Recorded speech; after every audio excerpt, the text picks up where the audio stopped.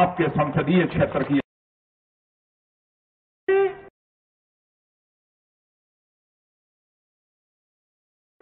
हम सबके नेता भारत के यशस्वी गृह मंत्री आदरणीय राजनाथ सिंह जी हम सबके संबोधित करेंगे। आदरणीय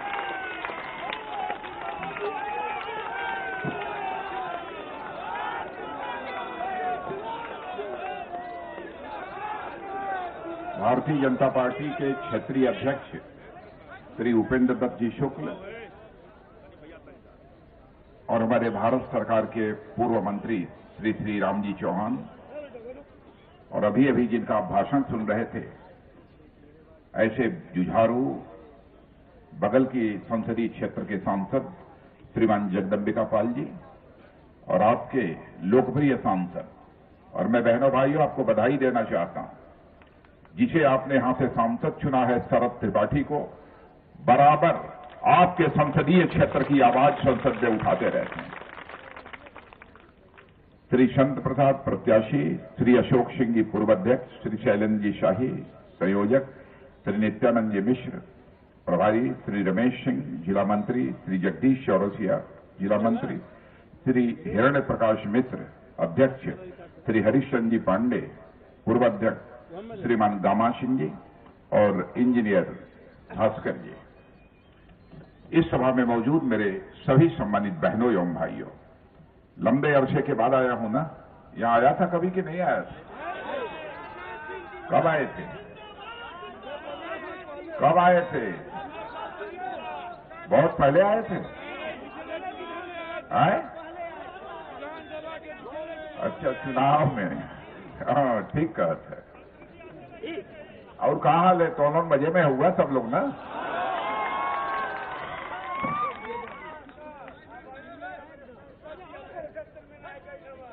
अरे वो सब अब ऐसा ही बहुत बढ़ला बैठे और सब ठीक ठाक हो ना? और पीछे के लोग आप लोग मजे में हुए ना सब लोग कि नहीं? सब ठीक है। तो सड़क वड़क तो सब बन गई हुई? नहीं बनल। गांव सब सड़कम से नहीं जुड़ल? सपा बसपा का लगातार 15 वर्ष तक सरकार रहल, नहीं बनल है। अरे लेकिन सिंचाई उचाई के लिए पानी होने तो खूब मिलत हुई खेतन के कि नहीं? वो नहीं मिलत। अच्छा ये बतलावा, इस सरजू किनारे का जो बांध हुआ एक मरम्मत वरम्मत ठीक ठाक होता हो कि नहीं? वो नहीं होता। आई सड़क में जो तो का जमीन गई लोग मुआवजा उजा सब मिल गया है कि नहीं? वो नहीं मिला। तब तो हमें लोग कहता ला कि बहुत मजे में है ही हम।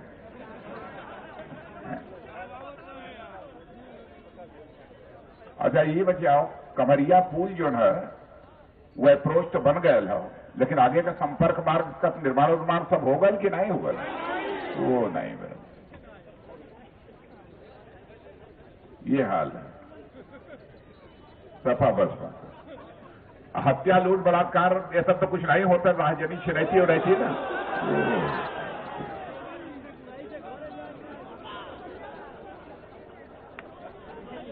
अच्छा ये बताओ, ये कि यहाँ बांध रहे शाहपुर खड़गपुर सोपासी मिसियाबाद, क्योंकि अगल बगल के लोगों के मुआवजा मिले के रहे, मिल गए कि नहीं? वो नहीं मिले। 15 साल में तो भयल का कुछ नहीं हाल है। लेकिन समाजवादी पार्टी के मुख्यमंत्री अखिलेश जी कहते हैं कि हमने 5 वर्षों के शासनकाल में बहुत विकास किया है, और उसके पहले बहुजन समाज पार्टी की मुख्यमंत्री भी कहती है हमने भी अपने 5 वर्षों के शासनकाल में बहुत विकास किया।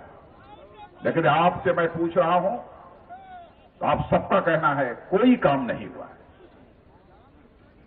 और समाजवादी पार्टी के मुख्यमंत्री कहते हैं कि हमारा काम बोल रहा है। मैं आप लोगों से पूछना चाहता हूं कि आप लोगों ने समाजवादी पार्टी के मुख्यमंत्री के काम की बोल को सुना है कि नहीं सुना है? नहीं सुना। बहनों भाइयों, इनकी सेहत बिगड़ चुकी है। समाजवादी पार्टी की सेहत बिगड़ चुकी है। और इन्होंने मान लिया है कि वह कमजोर हो चुके हैं। इसीलिए उन्होंने कांग्रेस का दामन पकड़ लिया है, कांग्रेस का हाथ पकड़ लिया है। लेकिन समाजवादी पार्टी के लोगों को समझना चाहिए, मजबूत आदमी को बराबर, कमजोर आदमी को बराबर मजबूत बैसाखी लगानी चाहिए। कमजोर बैसाखी लगाएगा यदि कमजोर आदमी, यदि किसी गड्ढे में पांव पड़ा तो फिर हड्डी पसली सब जय श्री राम।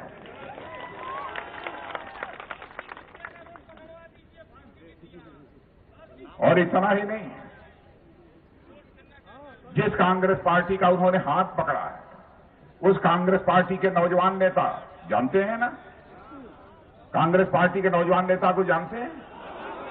बहनों भाइयों, चुनाव के 4-5 महीने पहले यहां खाट सभा कर रहे थे। यहां खाट बोलते हैं, खटिया, खटिया सभा। मैं आपसे पूछना चाहता हूं, खटिया सोने के लिए होती है, सभा करने के लिए होती है?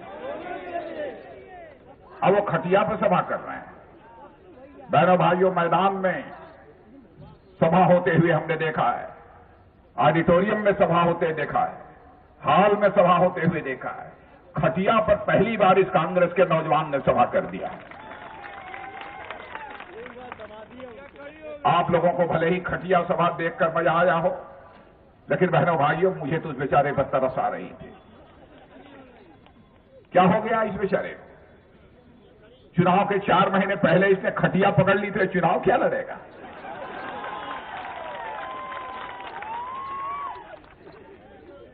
और जब देखे कि खटिया के सहारे हम चुनाव की वैतरणी नहीं कर पाएंगे, तो उछलकर फिर साइकिल पर बैठ गए। और उनको यह नहीं मालूम है कि जिस साइकिल पर वह जाकर बैठे हैं, उस साइकिल को मुलायम सिंह जी ने पहले ही पंक्चर कर दिया। और इतना ही नहीं, शिवपाल भाई ने उसकी चेन जो है तोड़ ताड़ के किनारे रख दी है। तो मैं आप लोगों से पूछना चाहता हूं, क्या ऐसी साइकिल लखनऊ पहुंचेगी? नहीं पहुंचेगी।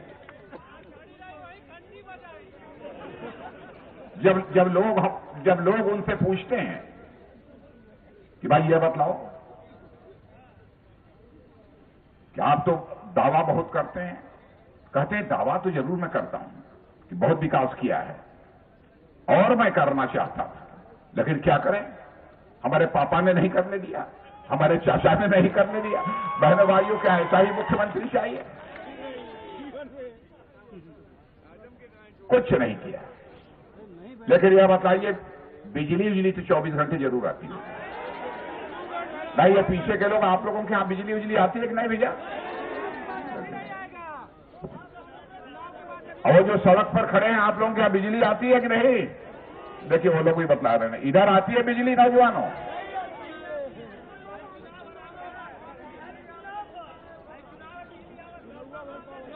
नहीं, बिजली नहीं आती, लेकिन बिजली का बिल तो आ रहा है।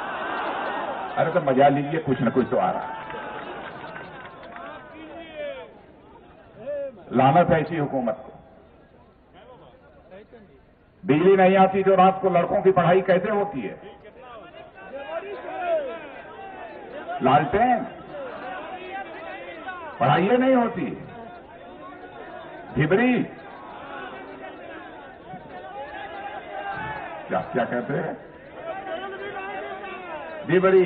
अच्छा, मिट्टी का तेल हो तो मिल रहा होगा, वो भी नहीं। तो रात को एकदम घर में अंधेरा तो बहुत तकलीफ होती होगी आप लोगों को, नहीं होती?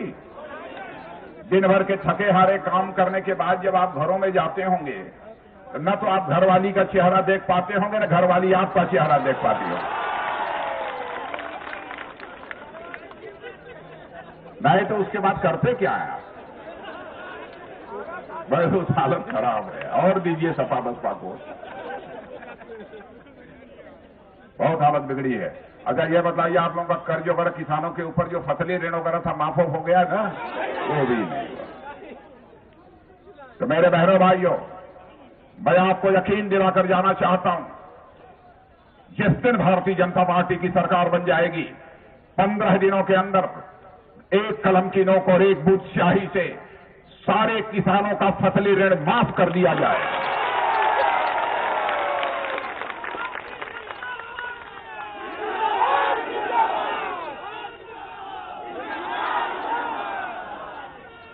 और इतना ही नहीं, भारत आजाद भारत के इतिहास में सबसे पहले किसानों के कर्ज पर ब्याज कम करने का काम किसी ने किया था तो मैंने किया था बहनों भाइयों, जब मैं भारत सरकार में कृषि मंत्री था।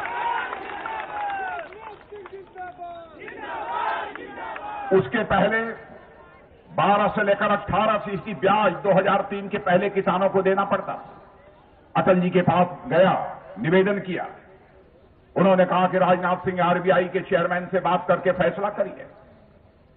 और बहनों भाइयों, उस समय ब्याज दर 8% किया था, जबकि 2003 में ही मैं चाहता था किसानों के कर्ज पर ब्याज दर 4% हो जाए। नहीं हो पाया। 8% पर किसान क्रेडिट कार्ड आपको मिल रहा था। फिर उसके बाद जब 2006-7 में मैं पार्टी का राष्ट्रीय अध्यक्ष बन गया, जहां जहां भी हमारी राज्य सरकारें थी, जिन राज्यों में, वहां के मुख्यमंत्रियों को बुलाकर मैंने कहा, किसानों के कर्ज पर आप लोग ब्याज दर कम कीजिए। लोगों ने पूछा कि साहब कितना करें? मैंने कहा पहले साल 4% कर दो, दूसरे साल घटा के 3% कर दो, तीसरे साल घटाकर 2% कर दो, चौथे साल घटाकर 1% कर दो, पांचवें साल घटाकर 0% कर दो।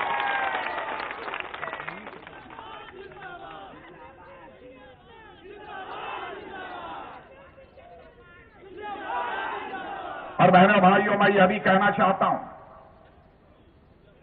जनता की आंखों में धूल झोंक कर मैंने कभी राजनीति नहीं की है। और प्रेस के दोस्तों से भी कहना चाहता हूं, मेरी कोई भी बात गलत हो, अखबार में लिख दें, टेलीविजन पर चला दें, यदि गलती होगी तो मैं क्षमा मांग लूंगा। और यह बात मैं इसलिए कह रहा हूं कि जिंदगी में जनता की आंखों में धूल झोंक कर राजनीति नहीं की है, जनता की आंखों में आंख डालकर राजनीति की है बहनों भाइयों, इसलिए मैं कह रहा हूं। आपके पड़ोस के राज्य जहां भाजपा की सरकारें हैं, मध्य प्रदेश और छत्तीसगढ़ में जाकर पता लगा लीजिए, यदि हमारी सरकारें 0% ब्याज दर पर कर्ज न देती हों तो बहनों भाइयों वोट मत देना। यदि देती हो तो आपका वोट कमल के फूल को ही पड़ना चाहिए, मैं अपील करना चाहता हूं।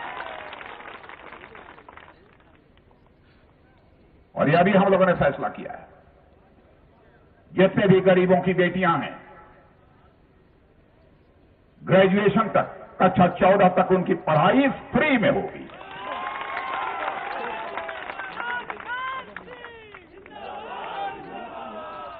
नौजवानों ने थोड़ी ताली कम बजाई है।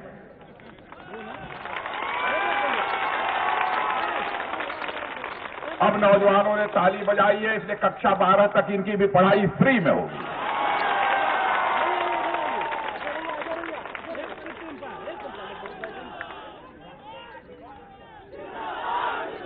इस बार नौजवानों ने ताली भी बजाई है और नारे भी लगाए हैं, इसलिए कक्षा 12 में 50% से अधिक अंक प्राप्त करेंगे तो नौजवानों की भी ग्रेजुएशन तक की पढ़ाई फ्री में कराई जाएगी।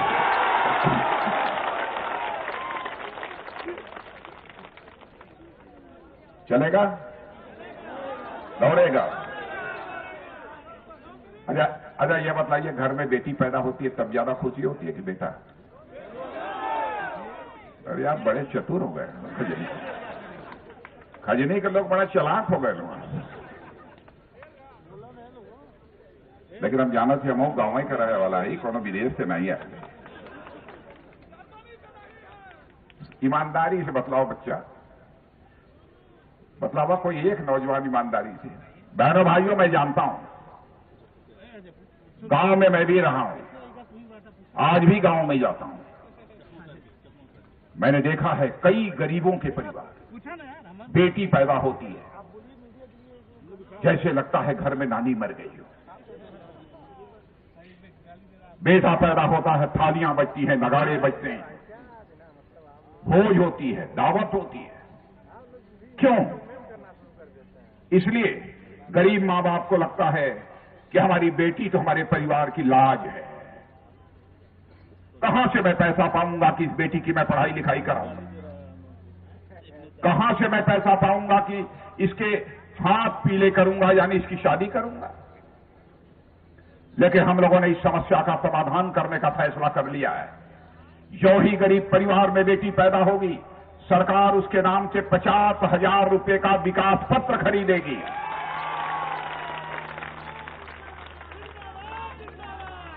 कक्षा 6 में पहुंचेगी 3,000, कक्षा 8 में पहुंचेगी 5,000, कक्षा 10 में पहुंचेगी 7,000 और 21 साल की जब शादी करने लायक हो जाएगी तो बहनों भाइयों उसके हाथों में 2 लाख रुपए होंगे।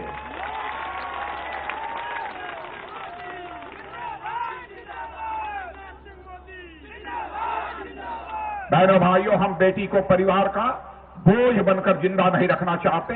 हम चाहते हैं कि बेटी परिवार का सहारा बन जाए, बेटी परिवार का संबल बन जाए। इसीलिए गृह मंत्री होते ही मैंने सभी देश के सारे मुख्यमंत्रियों को अपनी एडवाइजरी भेजी, सलाह दिया। मैंने कहा आप लोग भी अपने अपने राज्यों में पुलिस में लड़कियों की भर्ती कीजिए और 1/3 पुलिस में भी लड़कियां होनी चाहिए। मुझे सभी जगह लड़कियां दिखाई दे रही थी, केवल खजनी में नहीं दिखाई दे रही पुलिस में।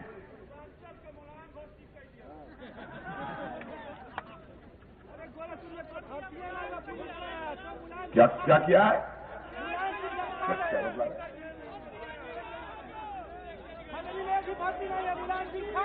अच्छा, सफाई से भर्ती कर ये कह रहे हैं। आप थोड़ा सा सुनाई नहीं दे रहा था। सफाई से, अच्छा ये बताओ यहां के भी लड़के बैठे थे पुलिस वाले भर्ती में? किसी का नहीं हुआ? अरे भाई मैं जानता हूं इधर के लड़के बड़े मजबूत होते हैं शरीर से।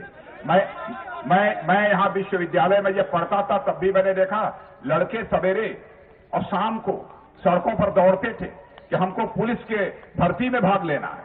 मैंने देखा है यहां। नहीं हुआ? फिजिकल टेस्ट में पास होने के बाद भी नहीं हुआ? इसका मतलब इंटरव्यू में ये लेकर, यही ना?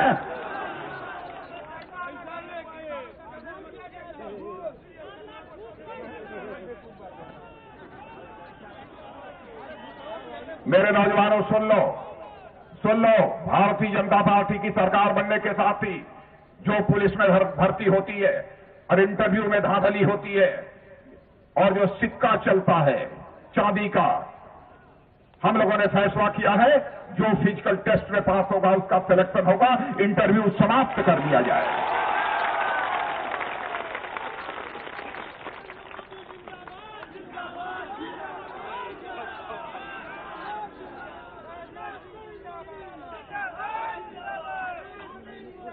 और यह बताओ अपनी मार्कशीट, जाति प्रमाण पत्र, आय प्रमाण पत्र, यह सब जो प्रमाणित कराना होता है, टेस्ट कराना होता है, तो आप कहां जाते हो? अधिकारी के पास, नेता के पास जाना पड़ता है, एमएलए एमपी के पास भी जाना पड़ता है ना, या अधिकारी के पास? यही है ना? बहनों भाइयों, यह नौजवान भी भारत का नागरिक है, भारत का भविष्य है। हम क्यों न अपने नौजवान पर भरोसा करें? इसीलिए हम लोगों ने फैसला किया है सरकार बनने के साथ ही 10 दिन के अंदर आदेश जारी कर दिया जाएगा मेरे बहनों भाइयों कि हमारा यह नौजवान अपने प्रमाण पत्र को प्रमाणित कराने के लिए न तो किसी अधिकारी का दरवाजा खटखटाएगा और न तो किसी नेता का दरवाजा खटखटाएगा। वह नौजवान अपने प्रमाण पत्र की प्रतिलिपि पर खुद ही लिख देगा, मैं सुरेश कुमार अपने प्रमाण पत्र को प्रमाणित करता हूं, और उसका प्रमाण पत्र प्रमाणित मान लिया जाए।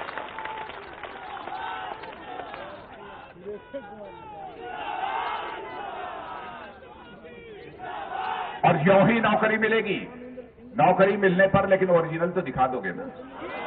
ठीक, चलेगा।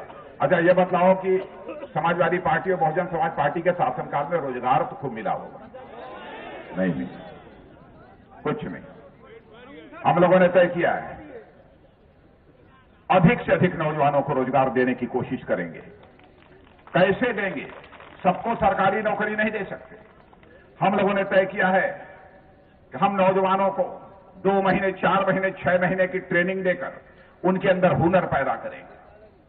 हुनर जब पैदा हो जाएगा तो जवान कहेगा कि साहब मेरे अंदर तो हुनर पैदा हो गया है, मैं अब रोजगार कर सकता हूं, अपना व्यापार कर सकता हूं। हम कहेंगे व्यापार करो, नौजवान कहेगा साहब हमारे पास पैसा नहीं है। तो हम लोगों ने तय किया है कि हम लोग सरकार बनने के साथ ही 1,000 करोड़ रुपए का स्टार्टअप वेंचर कैपिटल फंड, इतना लंबा नाम आपको नहीं, 1,000 करोड़ रुपए का एक ऐसा हम फंड तैयार करेंगे और उस नौजवान को कहेंगे तुमको 10 लाख, 20 लाख, 25 लाख रोजगार करने के लिए जो पैसे की जरूरत है तुम आवेदन करो और उसी 1,000 करोड़ रुपए से उस नौजवान को सस्ते ब्याज दर पर कर्ज मुहैया कराया जाएगा ताकि वह नौजवान अपना रोजगार कर सके। बहनों भाइयों, ऐसे कई फैसले किए। इसलिए मैं आप लोगों से अपील करना चाहता हूं, इस बार मत देखिए प्रत्याशी कौन है, यह मत देखिए प्रत्याशी मत, सही है नहीं, बिल्कुल इस बार यह मत देखिए प्रत्याशी कौन है। बहनों भाइयों, इस बार यदि आपको वोट देना है तो प्रदेश बनाने के लिए वोट देना है, देश बनाने के लिए वोट देना है। बहनों भाइयों, आपका वोट आना चाहिए तो प्रदेश बनाने के लिए आना चाहिए, देश बनाने के लिए आना चाहिए। हमारे बहादुर सुरक्षा के जवान, सेना के जवान इस देश की रक्षा के लिए अपना बलिदान दे देते हैं, तो क्या हम देश के लिए अपना एक वोट नहीं दे सकते? उत्तर प्रदेश हिंदुस्तान का यह सबसे बड़ा राज्य है। बहनों भाइयों, भारत को यदि हम शिखर तक ले जाना चाहते हैं, जब तक इस हिंदुस्तान के सबसे बड़े राज्य उत्तर प्रदेश का विकास नहीं होगा, हमारा यह भारत शिखर तक नहीं पहुंच सकता, धनवान भारत नहीं बन सकता, भिखारी भारत ही रहेगा। दुनिया के सामने हमको हाथ फैलाना पड़ेगा। हम भारत को ऐसा भारत बनाना चाहते हैं जो भारत विश्व की आर्थिक महाशक्ति बनकर खड़ा हो जाए। मेरे बहनों भाइयों, हमको दुनिया के सामने हाथ न फैलाना पड़े, बल्कि दुनिया हम लोगों के सामने हाथ फैलाकर खड़ी हो जाए। बहनों भाइयों, ऐसे हालात पैदा करना चाहते। हिंदुस्तान की जनता को हम झुकने नहीं देंगे। और आपने देखा होगा क्या हुआ 5 महीने पहले, हमारा पड़ोसी देश पाकिस्तान है। बहनों भाइयों, हर पड़ोसी के साथ अच्छे रिश्ते बनाकर रखने चाहिए। और हमारे अटल जी तो बार बार कहते थे, याद दिलाते थे लोगों को, याद रखना जिंदगी में दोस्त बदल जाते हैं लेकिन पड़ोसी नहीं बदलता है।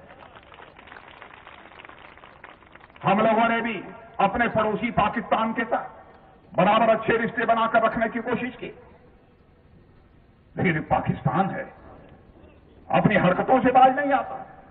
यह मुझे लगता है शायद वहां की सरकार की भी नहीं चलती। आज से 4-5 महीने पहले पाकिस्तान से कुछ आतंकवादी रात को भारत की सीमा में घुस आए और सोए हुए हमारे सेना के बहादुर जवानों पर कायराना हमला करके 17 जवानों की जानें ले ली। उसके बाद प्रधानमंत्री जी, हम लोग सब साथ बैठे और प्रधानमंत्री ने दृढ़ निश्चय का परिचय देते हुए फैसला किया। उसके बाद बहनों भाइयों, आपने देखा हमारे बहादुर सेना के जवान पाकिस्तान में जो आतंकवादियों के लॉन्चिंग पैड थे वहां तक जाकर आतंकवादियों का सफाया करने में पूरी तरह से कामयाब है।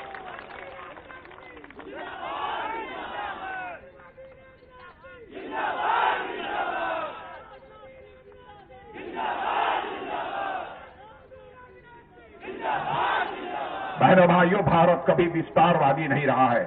कभी भारत ने अपनी सीमाओं का विस्तार करने की नहीं सोची है।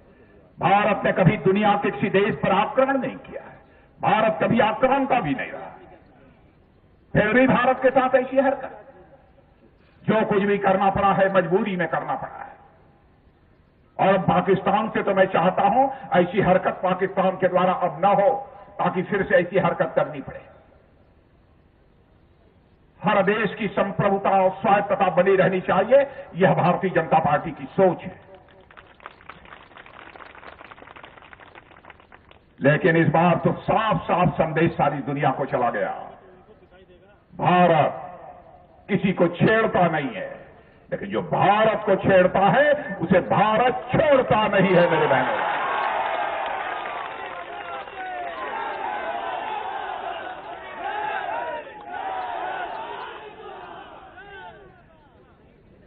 ऐसे ही 2014 सितंबर में रात को 10:30-11 बजे लेटकर मैं टेलीविजन देख रहा था। टीवी, आप लोग टीवी कहां देखते होंगे, बिजली ही नहीं आती। बहनों भाइयों, खबर आई कि पाकिस्तान ने गोली चलाकर 5 भारत के नागरिकों को मार डाला। एक महिला थी, एक मासूम बच्चा था। मैंने तुरंत बॉर्डर सिक्योरिटी फोर्स के महानिदेशक को टेलीफोन करके पूछा। मैंने कहा, मिस्टर पाठक, यह मैं खबर देख रहा हूं, क्या है?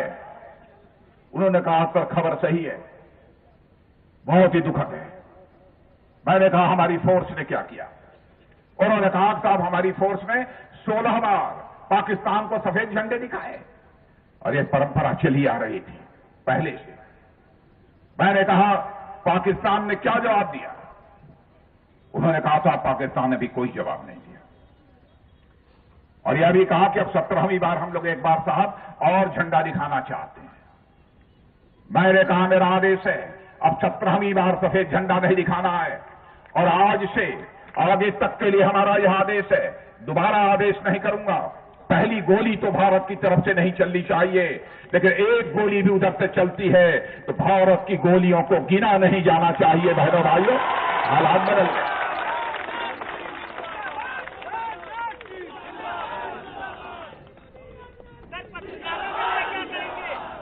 इसीलिए अपील करना चाहता हूं बहनों भाई, मान सम्मान स्वाभिमान यह मनुष्य के हृदय की सबसे बलवती भावना होती है। भले ही कोई गरीब मां की कोख से क्यों न पैदा हुआ, सब कुछ बर्दाश्त कर सकता है, अपने स्वाभिमान पर चोट बर्दाश्त नहीं कर सकता। इसीलिए मैं कहता हूं, अरे पैसे की इज्जत करने वाले नेताओं, जिंदगी में पैसे से प्रतिष्ठा नहीं मिलती है, जिंदगी में प्रतिष्ठा मिलती है तो गरीबों के पसीने से प्रतिष्ठा मिलती है। इस हकीकत को भारत की प्रतिष्ठा भी सारी दुनिया में बढ़ेगी मेरे बहनों भाइयों। किसानों और गरीबों के पसीने से भारत की प्रतिष्ठा बढ़ेगी। भारत दुनिया का धनवान देश बन जाएगा, स्वाभिमानी देश बन जाएगा। इसलिए मैं अपील करने आया, मत देखो प्रत्याशी, कहीं पर मत देखो, प्रदेश भर में मत देखो। बर्बाद कर दिया उत्तर प्रदेश को इन लोगों ने। बहनों भाइयों, यहां कोई ट्रक ड्राइवर है, जब मैं मुख्यमंत्री था उस समय ट्रक चलाने का काम करता कोई है कि नहीं है? इस समय नहीं है। बहनों भाइयों, हिम्मत नहीं थी किसी की कि ट्रक कोई सड़कों पर लेकर जा रहा हो और कोई मां का लाल ट्रक को रोककर पैसा ले ले, किसी की हिम्मत नहीं थी उस समय।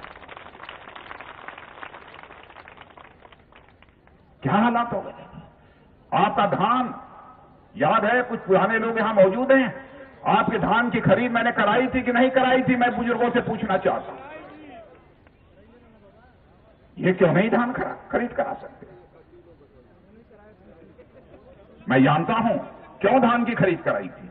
मैं जानता हूं इस सच्चाई को, किसान की जेब में पैसा होगा तो अपने आप दुकानदार की दुकानदारी चलने लगेगी, व्यापारी का व्यापार चलने लगेगा, डॉक्टर की डॉक्टरी चलने लगेगी, मास्टर की मास्टरी चलने लगेगी और वकील की वकालत भी चलने लगेगी। सारा हिंदुस्तान अपने आप चलने लगेगा। इसलिए उसकी जेब में पैसा पहुंच गया। यह सोच, यह बात सोच गलत है कि सही है?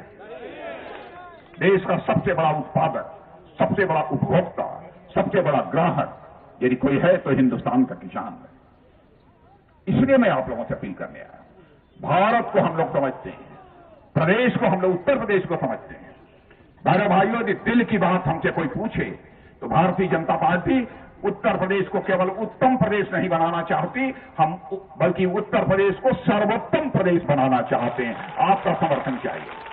पत्रकार के लिए क्या है? पत्रकारों के लिए क्या करेंगे? पत्रकारों के लिए हाँ, तो चला उसके बाद बैठल जी थोड़ों से बात हुई। अरे कायदे से कभी लिख पढ़ दाजा, कुछ जिता दाजा, उसके बाद मिलल जाए। इसीलिए तो एक मंत्री गाली देता है पत्रकार को। अरे गाली देता है कोई? पत्रकारों को कौन गाली देता है? अरे अरे तो कोई सपा बसपा का होगा भैया, भाजपा नहीं बोलते, भाजपा नहीं क्या देखा? अरे अब जाने दो भैया, फिर आ ही रहा है। उसके बाद चाहे कोई होगा गुंडा बदमाश जो जनता को परेशान करता होगा, चाहे वह सीने का बटन खोलकर चलेगा अथवा किसी को गाली देगा, बहनों भाइयों उसकी खाद खड़ी कर दी जाएगी, खाद खड़ी कर दी। ऐसा नहीं होगा। तो अब यह मान कर जाऊं ना, अब यहां से आप लोग जिता देंगे कि फिर कहेंगे कि बड़ा गड़बड़ है। देखिए, वचन दीजिएगा तो बहुत संभल के वचन दीजिए भैया। भाई अब जिता देंगे ना, कमल कमल के फूल को नहीं भूलेंगे ना, पक्का।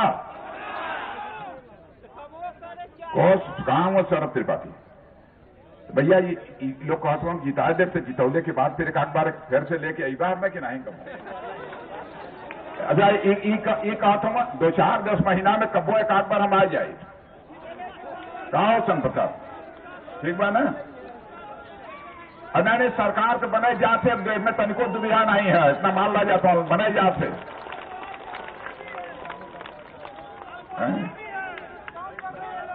हाँ तो बोल दिया। अच्छा ये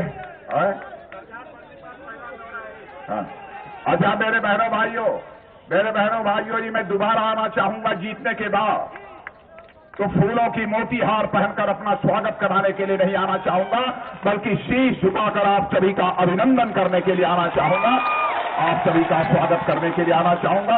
आप सबको बहुत बहुत धन्यवाद। भारत माता की, बीजेपी राजनाथ सिंह। और मैं हमारे मंच पर हमारे क्षेत्रीय अध्यक्ष जी उपस्थित आदरणीय उपेंद्र जी, मैं चाहूंगा आए।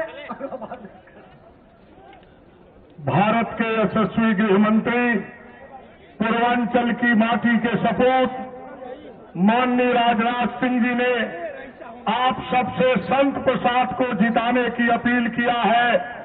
माननीय राजनाथ सिंह को जो वचन आपने दिया है, आज यहां से जाने के बाद एक एक दरवाजे की चौखट पर मत्था टेक कर आशीर्वाद मांग के संत प्रसाद को जितावें। माननीय राजनाथ सिंह जी के प्रति धन्यवाद ज्ञापित करते हुए इस सभा को समाप्त करते हैं।